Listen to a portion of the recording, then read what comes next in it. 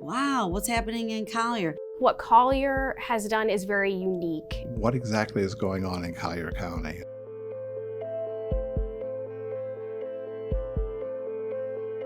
We have a very large, very diverse school district. Everything from coastal schools to geographically isolated schools. If you go to our very southern border, we have a school that's primarily a fishing community. We have over 1,000 homeless students, 3,200 students that are migrant field worker parents. We have 65% on free and reduced lunch and 96 languages and dialects.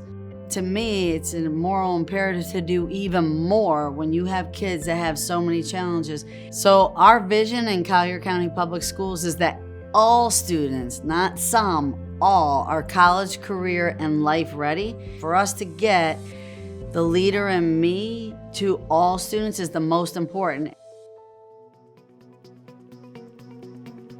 You know, this began with one school, then there were two, then there were four, and suddenly, we're at 23. And at some point, we decided something's here. We need to take a deeper look at this. So we began a book study where every staff member received the 7 Habits book. And then now we're moving on to the 4 disciplines. It truly is a pairing of the 7 habits and the 4 disciplines of execution. The habits are building the child's routines, how they speak with each other, how they interact.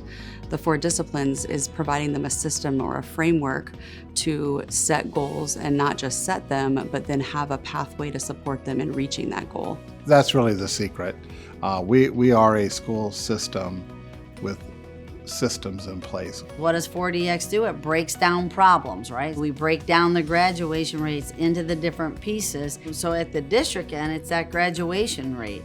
Where are we at? There's our data point. Then we break it down by subgroups. Where are we at with each subgroup? Do we need to give extra help here, extra help there? What changes are what that WIG would be school by school by school because it's a different need. From there, we meet as a faculty and talk about how each grade level team creates a WIG and how that then cascades into each classroom. And then every individual student creates a WIG that will support that. So when we're talking about our WIGs and how they align with the district, it's very cascading. The other great part of Leader in Me is founded on 3 pillars, and they're exactly what we believe in. It's academics, because we're always tied to academics, but it's more than academics. It's the culture that can lead to improving those academics, and then leadership. We unfortunately were a D-rated school, and last year we really had a focus on academics. So every school goes through their individual journeys. Our journey started with the academic piece and 4 disciplines of execution. We were excited to see at the end of the year that we went to an A school rating. The sense of accomplishment and achievement was felt across campus. The kids are proud of themselves. They're really celebrating who they are, not only as learners, but as leaders. So some of the direct impact of Leader in Me is, number 1, creating that culture of the family organization, students and staff wanting to come to the building and be there and be excited, not only about the learning and the academic portions, but also feeling pride and ownership in what they are great at. In creating a culture of belonging at the elementary level, we feel like it is very important to get to know individual students and their families. It's important for us to know each family's traditions and cultures and bring that into the classroom.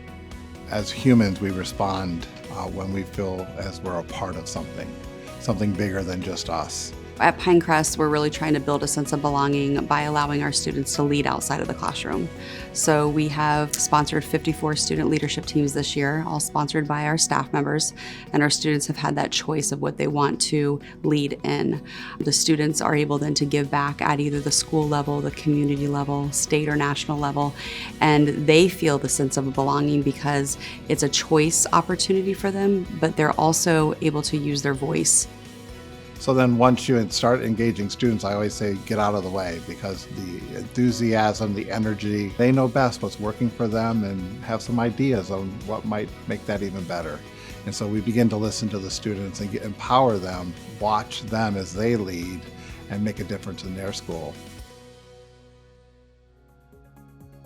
We really started with some national attention wrapped around the pandemic and our response. We had national news here on several occasions this last year telling our story. What's great about the attention that's come on Collier County for winning our state superintendent of the year, you hope that you can be a model for other places, that if we can do it with very diverse, very large populations, it can be done.